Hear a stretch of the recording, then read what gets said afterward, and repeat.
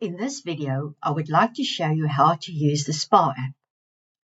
Tap on the Download SpahApp button and open it. In the SpahApp, tap the gear icon. The default password is admin. Enter it and log in.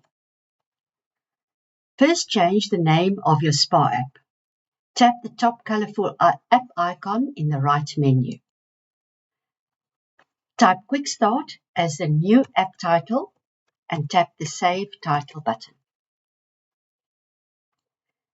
Tap the gear icon again, enter the password and log in.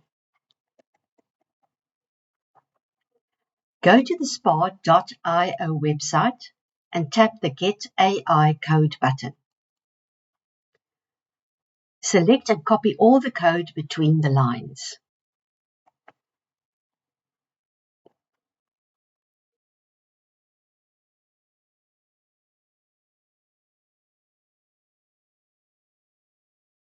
Go to the SpahApp and paste the code in the Code tab.